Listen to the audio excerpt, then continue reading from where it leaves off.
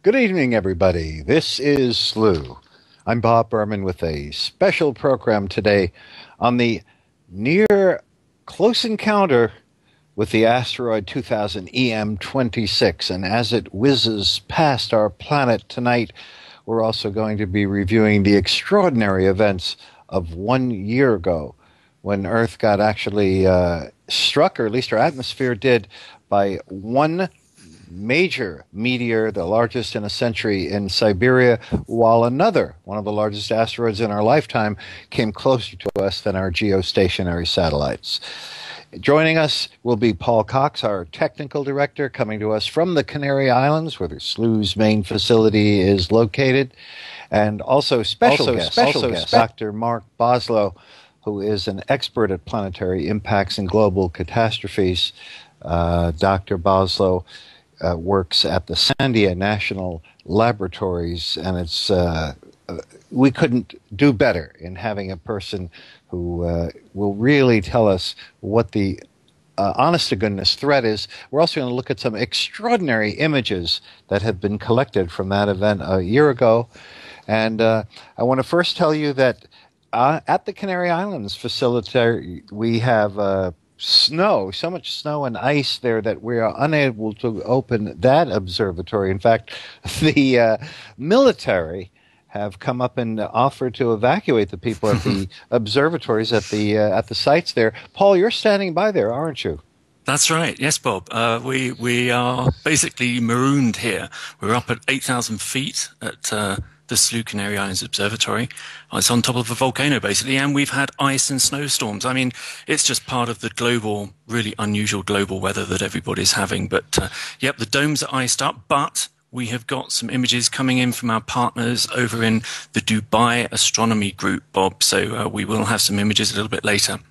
Excellent. So we are waiting for this. Now, this asteroid 2000 EM26 is an asteroid that may be as large as 3 football fields. We're talking about 300 yards across. Perhaps it's only 200 yards across. We're unsure. It was first discovered almost 14 years ago. It's whizzing past us at 17,000 miles per hour. at a distance of a little closer than 9 times the distance to the moon. So no need to worry. This is no chance that it's going to impact us. We're talking about a little over 2 million miles. What's interesting is that it's happening almost on the exact anniversary of these extraordinary events of 2 years ago. But just as interesting, when it was discovered, it was classified as a potentially hazardous asteroid. And yet, as it circles the sun, when it was looked for again in 2006 and 2009, it could not be found. So this particular asteroid has not been recovered, has not been seen since 2000. So what we're attempting to do tonight is point our telescopes to where we expect it to be. And if we see it, well, that's going to be historic because we've reacquired a potentially hazardous asteroid. If it turns out we can't see it there, we're going to be asking, well, where the heck is it?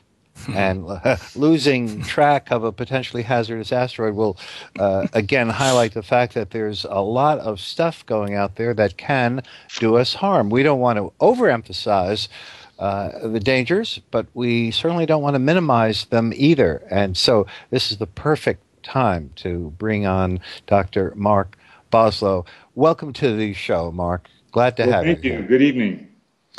And what are your thoughts on this anniversary of the events of a year ago? What do you take from that? Well, of course, it's been just over a year, and I've been thinking about it a lot. Of course, people have been asking me a lot of questions about what I was doing a year ago at this time, and I was getting ready to go to Russia. The events of February 15th were really amazing. I mean, it was one of those things that you don't expect to experience in your lifetime. And, you know, the most amazing thing about it is it happened over a populated area. And so there were all these dashboard cameras that observed this. And so it was really well documented, even though it was just serendipitous. It was an accident that it came in over a populated area.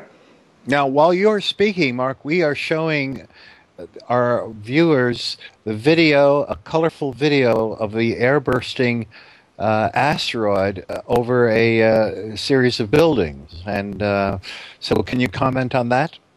Okay, I can't actually see that on my screen, but it may be one that's shown from the north. It's going from left to right. Correct. Yes. It shows that it's coming in at a grazing angle. You can tell that from the video that it didn't come in at a very sharp angle, and that turns out to be very lucky. It turns out to be lucky from a scientific perspective because it took a long time to traverse the sky, and so we got a lot of data. And it also turned out to be lucky from a sort of a hazards perspective because it traversed so much atmosphere that it used up all of its energy before it got deep into the atmosphere and close to the surface. So all that energy stayed away from the Earth's surface, and so the damage was not as severe.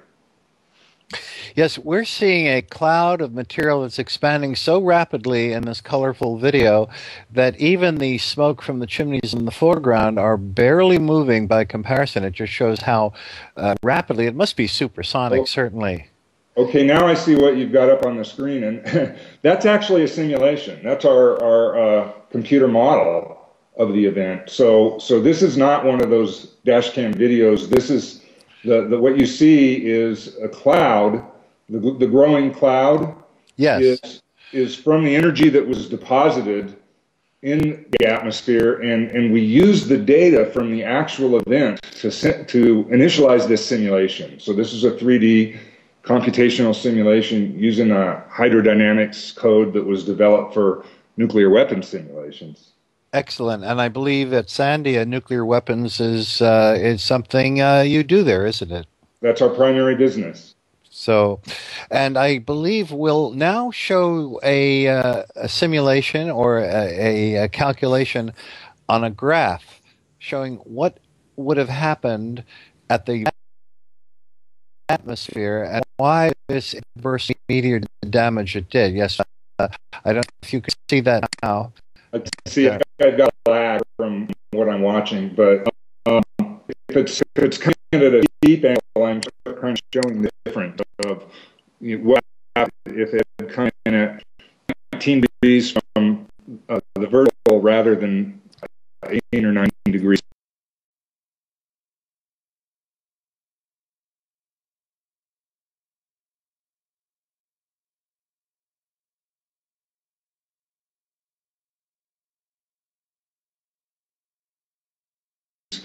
Times bigger in terms of mass.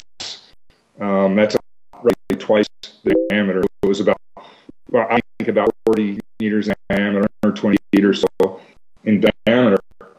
So about an order of magnitude more energy, and it's also came at a deeper angle.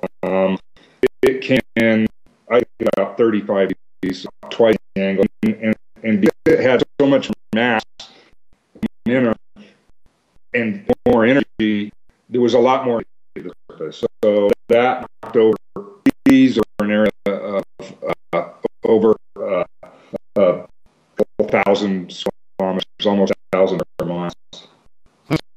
Now, an explanatory impact of global catastrophes. It's my understanding that you have concluded, after studying this your entire life, that the chances of an object of this size doing us harm is actually greater than we used to think. Is that true? Well, I'd like to clarify that. So I think the assessed risk, the actual risk hasn't changed. It's really our assessment of the risk that's changing as our understanding develops. And our assessed risk of the small ones, the air-bursting ones like Chelyabinsk and Tunguska, that is increasing. We think they happen more often than we used to think, and two, they're more dangerous. More of the energy gets to the ground for a given amount of energy than we used to think. So our estimate of the risk from those is greater, but our assessment of the risk from the really big ones, the one that's flying by tonight, and bigger ones, our assessment of the risk from those is going down, and the main reason is that we're discovering them, and the ones that we're discovering are not on collision courses. The ones that we're discovering and we can keep track of, that is.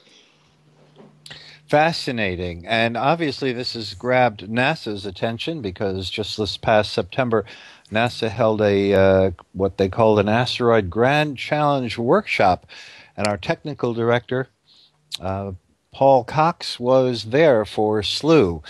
Paul, is that true that NASA wants the public to be more aware of this danger? Absolutely, Bob. And, they told us when we were there that, the reason why they invited us was a couple of years ago, this kind of came to, a peak at SLU. And we started seeing these near-Earth asteroids discovered within a couple of days of them making their closest approaches to Earth. And basically, we started a campaign and we started showing these objects live.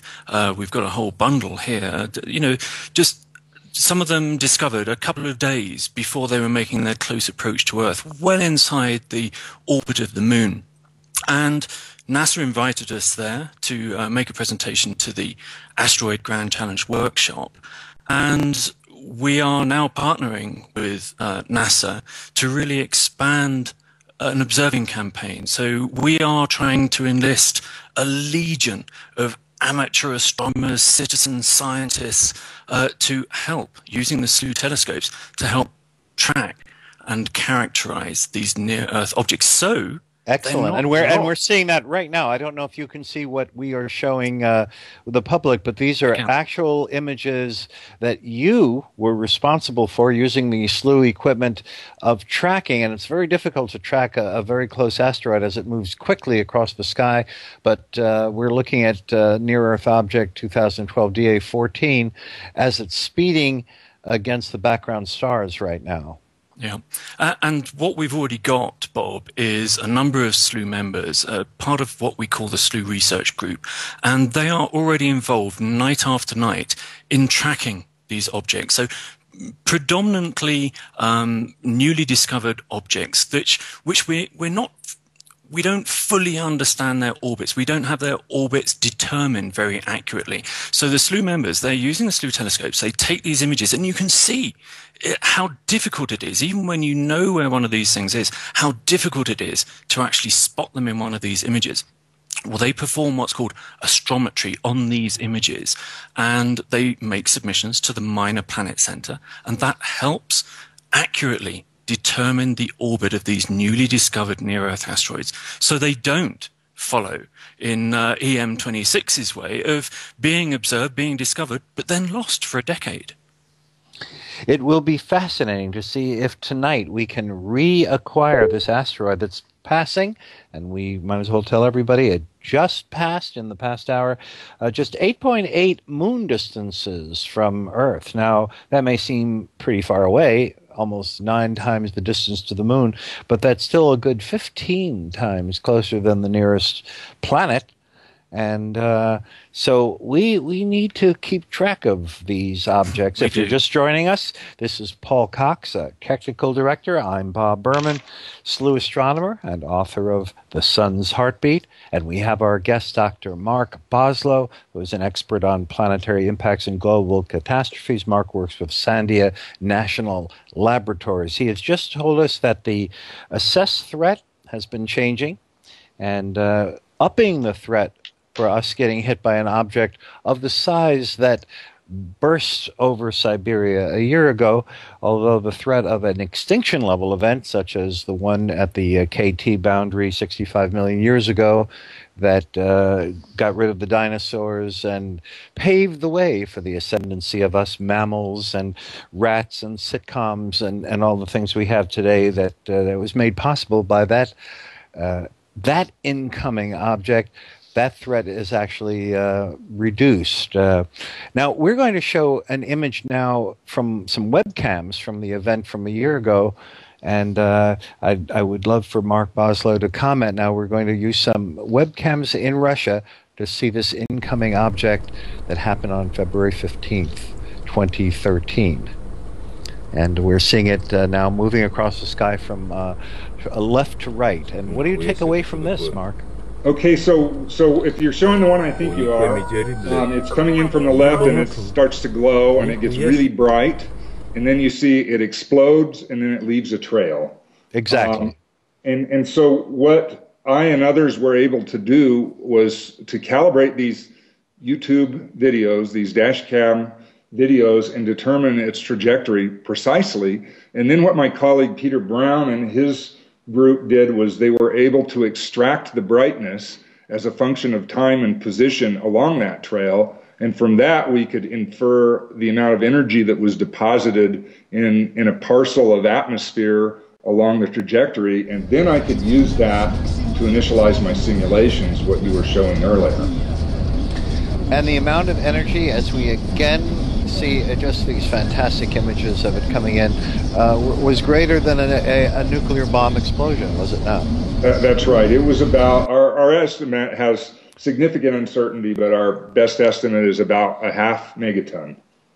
Half a megaton, which of course half a megaton. And that comes from multiple independent sources of information, from infrasound, the very low frequency sound waves that you can't hear that traverse the entire planet, and from the period of that infrasound wave, that period correlates with the yield of the explosion, and that was one way of estimating it. That was one of the early estimates, and all the estimates seem to be consistent. My goodness, that's more than 20 times the explosion of the Hiroshima bomb over Japan. This was quite a burst, and it was something like 18 miles up, was it not? That's right, yes. I mean, it traversed a lot of sky, and it was descending while it was, but the main explosion was between 18 and 20 miles up.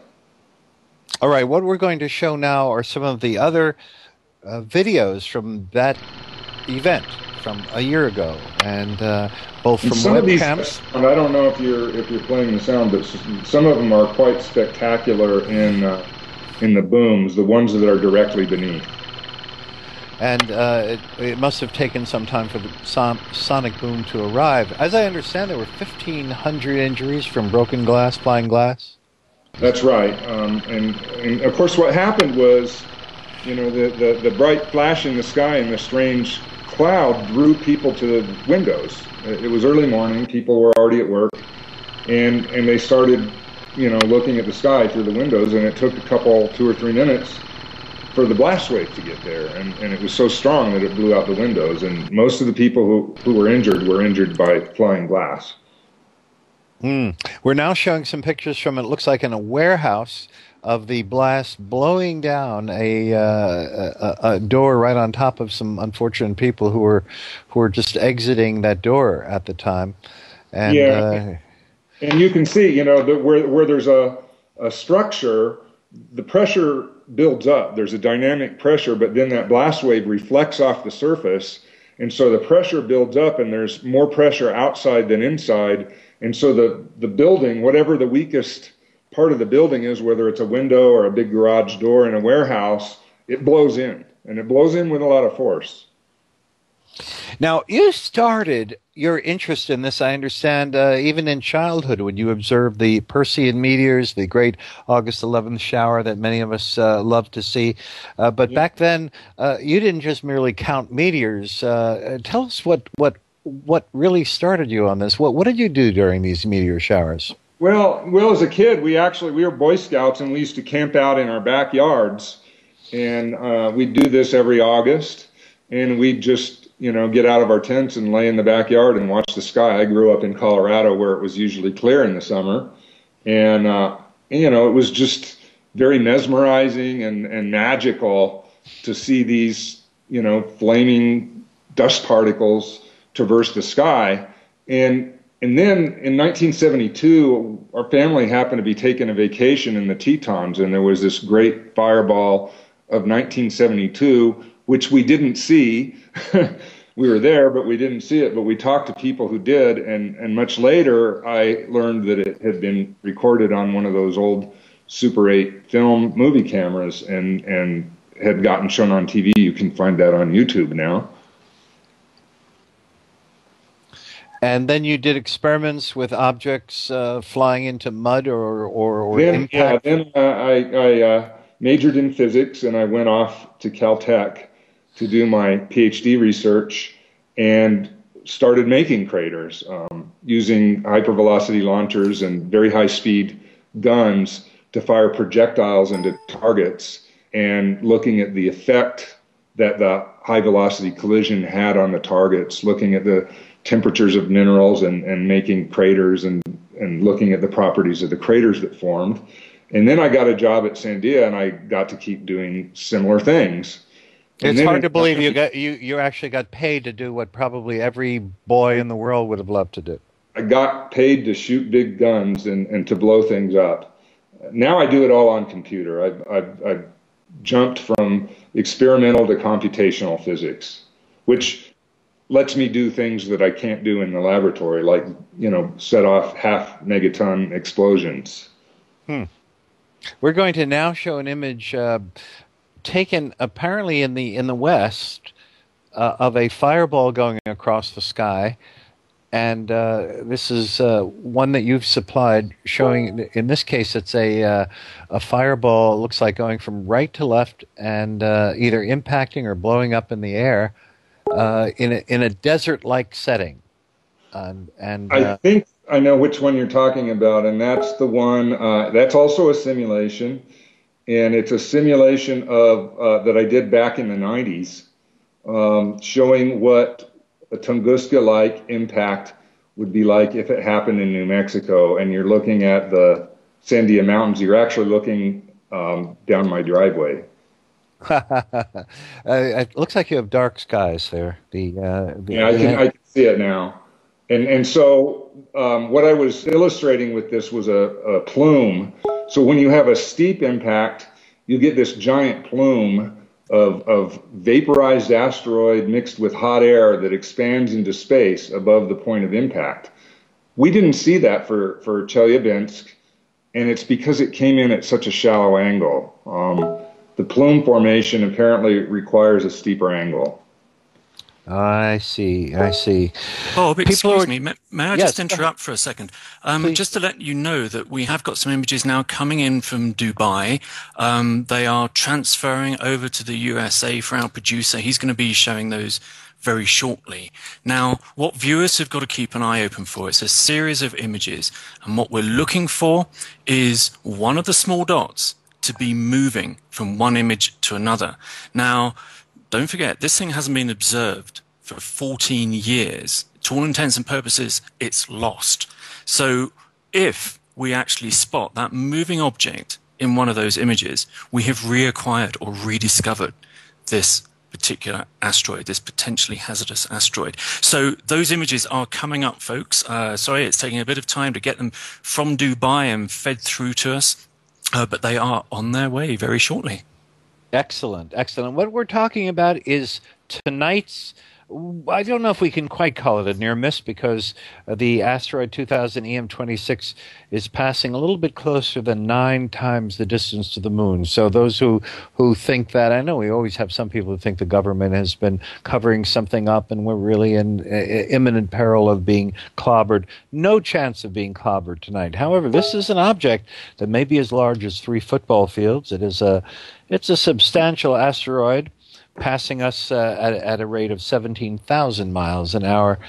It's not an easy object. It's at magnitude 16.1. That's the projected magnitude. It means it's fainter than Pluto, and acquiring it is not easy, but that is what we are attempting to do.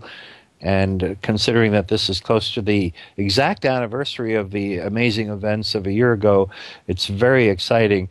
And in case you forgot what happened a year ago, we have Dr. Mark Boslow, who has been reminding us that on the very day that we had 1,500 injuries over the city in Siberia, Chelyabinsk, because of an air-bursting incoming asteroid that had not been discovered ahead of time. It came at us, nobody knew it was coming, and on that very same day, by extraordinary coincidence, we had the probably the largest asteroid that came closest to us in our lifetimes, the asteroid DA14, 2012 DA14, that actually passed nearer to us than our geostationary satellites.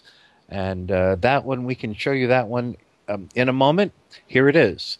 As SLU tracked it, this is the SLU Community Observatory. Our members are watching the skies every night, taking turns using the automated observatories on the Canary Islands. Tonight, the Canary Islands facility is iced over, snowed over. In fact, there were offers of being evacuated from the Spanish government that runs it, from the military. But here it is, SLU tracking it a year ago. This is the same day that the famous asteroid burst in. And then just to make that coincidence even more astonishing, a century earlier, on June 30th, 1908, the last time a air-bursting asteroid did damage in the world, knocking trees down for 50 miles in all directions, was also over Siberia. Although we did have perhaps a more dramatic event, and if I mention the name Ann Hodges, I'm sure that'll mean something to our guest, Dr. Mark Boslow. Ann Hodges of Silicoga, Alabama, in 1954, was the one authenticated human who was actually struck directly by a meteorite. You might wonder how these names change. What's the difference between an asteroid, a comet, a meteor, a meteorite, a meteoroid? Well, the moment it makes contact with the Earth, if you can pick it up, if it hits you, it becomes a meteorite. If it's a streak through the sky, it's a meteor. If it's an invisible object flying through space, of course, it's not glowing, and you're not likely to see it at all. That's a meteoroid. And that could be made of a fragment from a comet or a fragment from an asteroid.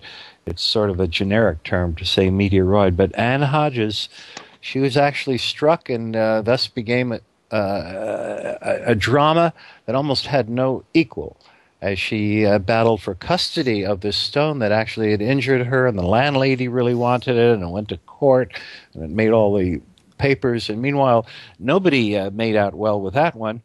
except for a man who happened to see a companion rock. Sometimes these break apart in the air, and another piece of the same incoming meteor in 1954 landed on a road, and a man saw it while driving his horse cart, pushed it aside. Then later, when he heard about the meteor that came through the roof of Anne Hodges' house and struck her and injured her near her hip, he went back, found it, got an attorney, and ended up selling it to the Smithsonian for enough money so that he could buy a new house and a car. And it wasn't easy being a black man back in Alabama in the 1950s to have a happy ending like that. So I'm happy to report that there was an incoming tale that brought at least some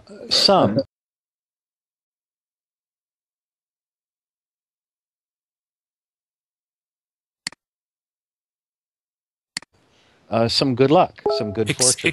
Excuse me, Bob. May I interrupt again? Please. We do have the images coming in now from Dubai. So these are monochrome images, they're grayscale images. So what we can see in them is a background field of stars. Now, based on the observations in 2000, when this was first discovered, this is where the object should be. This is where this asteroid should be.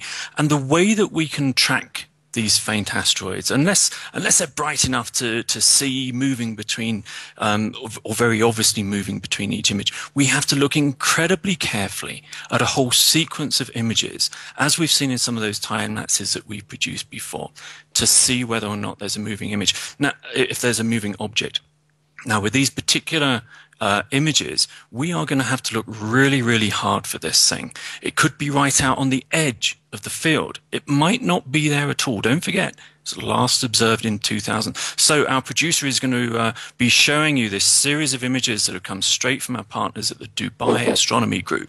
They're very kind to get this feed set up for us tonight, and keep looking at those images and try and spot the object that moves. We will do some more analysis of this later on as well, of all of these images. So, Bob, back to you while we look at these images from Dubai. Okay. And it should be mentioned that it's not just this and the objects for a year ago. We were here on the SLU Community Observatory tracking the asteroid Apophis on January 9th of last year. Apophis is very, very famous, and I could talk about it, of course, and the fame that it has for its visit in the late 2020s and then its return. There's a lot of scare stories about that. But what do you think of that one, Mark? Apophis. That doesn't worry you, does it? No, it doesn't. And the probability, I mean, there's always uncertainty associated with orbits. And that's why there's uncertainty as to whether something is going to hit the Earth or not. And as more and more observations take place, it gets tracked better and better. For example, the one tonight, if it's reacquired, then its orbit will be known much more precisely. And the next time it comes around, it'll be much easier to acquire. So likewise, as we got more and more data on Apophis, it became more and more clear that it wasn't going to be on a collision course. So I'm not worried about that one at all. I mean, there is still a very tiny probability, tiny likelihood that it'll hit the Earth sometime in the distant future, but it's very unlikely. So we're not worried about the 2029 encounter because that should, again, pass us by the distance to our Earth satellites. But wasn't there some small chance, 1 in a quarter million or something, that the next time around, 6 years later, its orbit could change because of its gravitational encounter with Earth, and perhaps 1 chance in a quarter million? Of course, we should all be worrying about cholesterol more than Apophis, shouldn't we? Right. If you kind of look at the relative risk of something like that, it's not really worth worrying about, and we will get a better look at it. And, we expect that to go to zero. I mean, there's a very, very tiny chance that it won't. But yeah, when it comes around in 2029, it will be perturbed by the Earth, and that perturbation is very strong and very highly dependent on precisely the distance that it passes the Earth. So its perturbation, its new orbit after it passes the Earth will be a lot different. And so there's a very tiny chance that that new orbit will be one that intersects the Earth. Now, Mark, do you know of any other named asteroid that has a better chance of hitting us in our lifetimes than Apophis? You know, I think there are. I would have to go to the JPL NEO website to look. There aren't any that are really high on the list, and I don't really. I'm not somebody who keeps track of that very carefully. But if a question comes up, I go to that JPL website, and they have the whole list there. Rather than read you the name of the website, if you just Google the letters JPL, as in Jet Propulsion Lab, and NEO, as in Near Earth Object, it'll be the first hit, and you can click on that, and then you can surf around and look at everything there is to see. Good, good. And one of the reasons I bring this up is that we always get inquiries, and we'll take some questions shortly from our listeners and viewers, but there are always people who think that the government is covering up an imminent collision threat and that a catastrophe is right around the corner. And I think that's one of the reasons that our previous shows, when we've tracked near-Earth objects in the past couple of years, of course, 2012 DA-14 a year ago, and to Tatus and Apophis, and now 2000 EM-26, is that little bit of a scary thought that perhaps one of these objects has our name on it. And it should be mentioned, of course, that objects are hitting us. Dr. Boslow mentioned the Perseid meteor shower. We have major meteors every year on August 11th and then again on the night of December 13th to 14th. These are 60 to 100 shooting stars per hour. And these are collisions with Earth. These are small pieces, most of them the size of apple seeds, very small, but a few of them a little larger than that. But it's not quite empty space, is it, up there? No, and we get hit by the little bitty things all the time, constantly. There's a constant rain of small objects hitting the Earth, and that's what you see as shooting stars. And as you go up in size, there are fewer and fewer and fewer, and when you get up to the big ones, the ones, you know, greater than a kilometer, 0.6 miles, there's only about 1,000 of those. And most of those now have been discovered. Something like 95% of those are now being tracked. Yes. I think most people are surprised at how many, however, do come in and do damage. I believe a home in North America is hit once every 2 to 3 years on average. We know in Wethersfield, Connecticut, we had in that same town, we had homes damaged by meteors in 1982 and 1971. I know I spoke to Bob and Wanda Donahue in Wethersfield after that event in November of '82. They said they heard the loudest sound they'd ever experienced coming from the next room.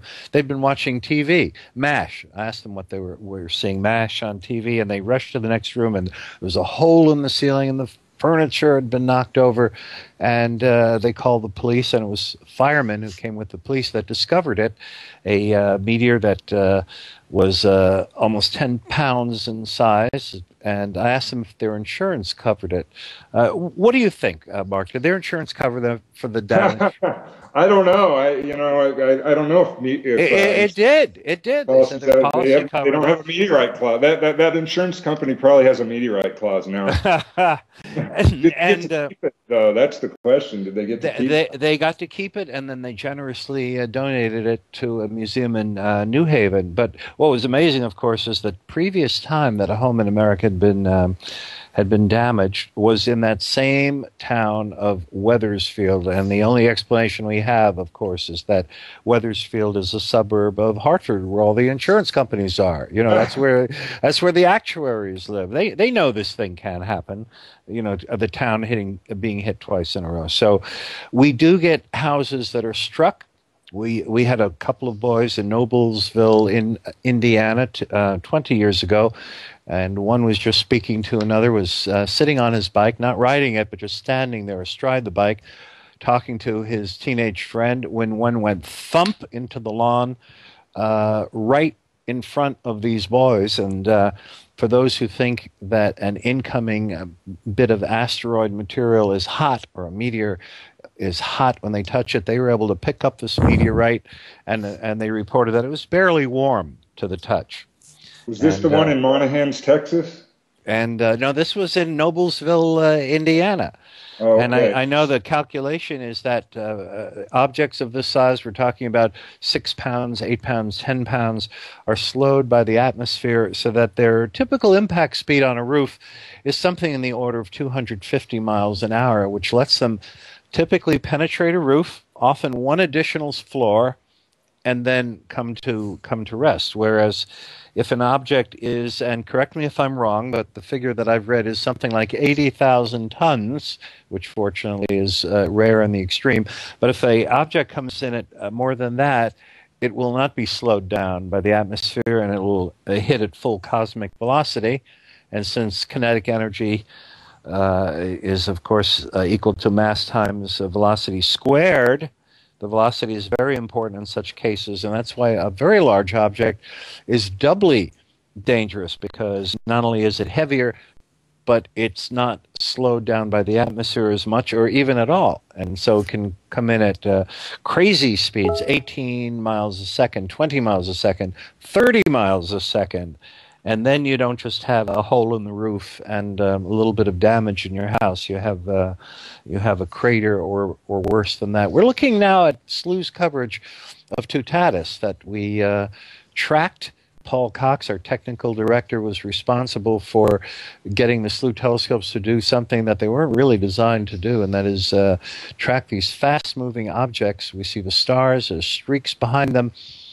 And I'm welcoming everybody who may be just joining us for our coverage of tonight's near-Earth encounter of the asteroid 2000 EM26. We're trying to reacquire it. It's been lost. That's a little creepy, a little scary, that an object that has been officially characterized as potentially hazardous has not been seen in its further orbits around the sun. Now, it has an orbit of 269 days, so it comes around the sun in less than a year, and yet nobody can find it. So we're looking for it tonight, and NASA and the world is becoming more and more aware that it might be a good idea to track near-Earth objects, hazardous potential impactors, and maybe have a chance to see them coming. What do you think of the idea, Mark, of perhaps even spending the resources to develop a way to deflect potentially impacting objects, or do you think that's too low probability and too sci-fi? Well, no, I don't think it's too low probability to think about and even to study it. But when you think about where our resources should go, it makes more sense to me to put most of our resources into telescopes. As my colleague Don Yeomans from JPL says, there's really three things to think about, or three rules for planetary defense, and that's find them early, and find them early. If you don't find them at all, you can't do anything at all about them. If you don't find them soon enough, you still can't do anything about them. So you've got to find them long before impact. Now, I'd put a caveat on that. I would say if they're small, if they're objects the size of Chelyabinsk, if that had been discovered a day or two in advance, well, then people could have been warned. And there could have been a, take cover warning so that people wouldn't have been hurt by standing next to windows, because they didn't know what it was. They were surprised, and they did what anybody probably naturally would do, and that's to go to the window. But if they had been warned, they probably wouldn't have, and it would have saved a lot of injuries. Or open the window if you want to look at the sky, right? I'd go outside, but we probably wouldn't know how big it was either. We wouldn't have time to really characterize it. And when you warn people, like the National Hurricane Center does, you kind of want to give them the worst case scenario, and that might be, don't go near a window and stay indoors, go down in the basement, something like that. I'm not sure what the warning would be, because I don't know what we would have known. If it was something that would be spectacular but harmless, except for maybe a big boom, Then you probably want to tell people to watch it from outdoors so they don't get hit by glass and just be in an open area where nothing's going to fall on them. Okay, now to Paul Cox in the Canary Islands. Paul? Yeah, Bob, I just really wanted to give a little bit of a recap for anybody who's been joining us late. I'm talking to you from SLU's Canary Islands Observatory. We're iced up here, so we weren't able to bring you images of 2000 EM26, this near-Earth asteroid, this potentially hazardous asteroid from the Canary Islands. But we've had some images coming in from our partners from the Dubai Astronomy Group, and they've been feeding us these images. And we're going to have to look at these really closely. Now, don't forget, this asteroid was discovered in 2000. It had 32 observations over a period of 9 days made of it, and then nothing. It made close approaches in 2002, 2003, 6, 9, 11, and 12, but nobody managed to recover this object. They couldn't find it again. And we're not talking about a small asteroid here. We're talking about an asteroid which is between 400 and 800 feet in diameter. This is not a small lump of space rock. And it was classed as potentially hazardous asteroid because of its size, because of its proximity to Earth and the passes it could make. So what we've been trying to do tonight is recover this extraordinary object that was discovered back in 2000. But what we also do here at SLU is members virtually every single night track newly discovered asteroids. These appear on the Minot Planet Center website, and it's really they ask, look, this thing's been discovered. Come and help us determine its orbit, because we don't know it accurately. And unless we get more observations of it, like you're seeing now, these are all from the SLU telescopes. These are from our members in the SLU research group. And they perform measurements of it. They submit this information up to the Minor Planet Center, and that is what enables us to keep track of these dangerous objects. And what you're seeing here, a lot of these images, you'll see the name of them. Asteroids, they're named by the year they're discovered, the month and the week that they're discovered. So anything you're seeing here, this one here, 2014 BH3, this was only discovered a couple of weeks ago. But SLU members immediately start trying to track this thing so it's not lost like the asteroid that we've been tracking tonight. So, Bob, back over to you. I hope that's kind of brought anybody up to speed who's joined us a little bit late. Yes. And as long as you're mentioning the SLU Community Observatory, just for people who think that, well, is that what we do, everybody does, is track asteroids. A lot of people use the giant telescopes to look at galaxies and beautiful nebulae, and I wonder if our producer, Michael, has, just any image that any member has taken in the last few weeks of Actually, Bob, the Orion Nebula or anything like that, just to give you a sample of what the telescopes look at. While those are coming up, I mean, a lot of the shows that we do on these near-Earth asteroids that are making their closest approach only within days sometimes of being discovered, it makes the kind of images look a bit boring. You know, we're looking at small white dots against other small white dots. But actually, the vast majority of SLU members are creating images like this. And SLU has this, I'm not doing a sell, I'm just trying to explain what we're about to see. That is processed in real time. There's the Orion Nebula. So you don't have to know anything about how to use the telescope. It's really easy to use and go. I'm not going to oversell it because that's not what we're here for. But we did just want to point out that actually you can use these SLU telescopes for a lot more than just these faint, fuzzy objects, however important that work is.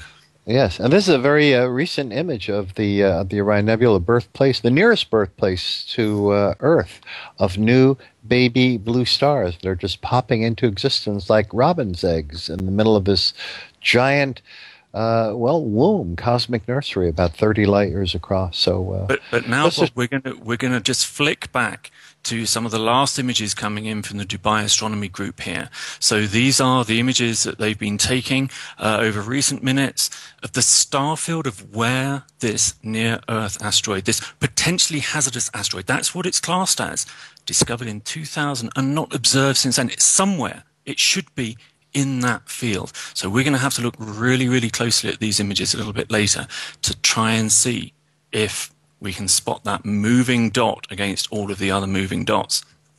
That's right, and not too much of a moving dot. It's about 6 times fainter than the planet Pluto, or the poor demoted, I should say, ex-planet Pluto is. So this is, it's not a very bright object. We're talking about something that may be as large as 3 football fields, 9 times farther from us than the moon.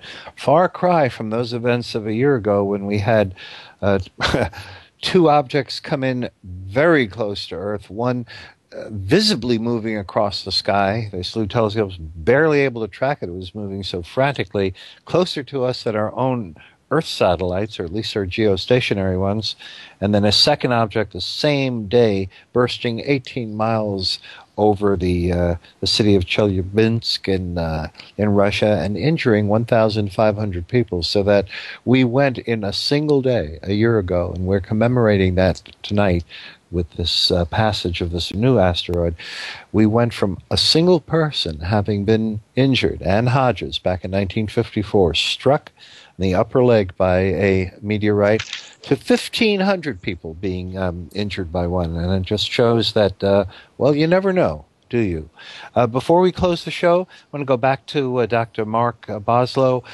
Any last thoughts about these hazards, and what is your next project? What do you intend to do with studying these planetary impacts and the potential for global catastrophes? What's next on your to-do list, Dr. Boslow?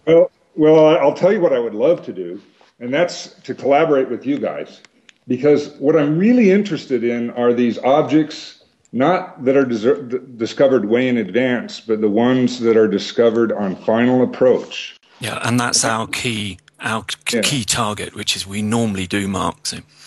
Yeah, and some of those, it's happened twice in the last 5 or 6 years that an object has been discovered within a day of impact, and the impact was predicted.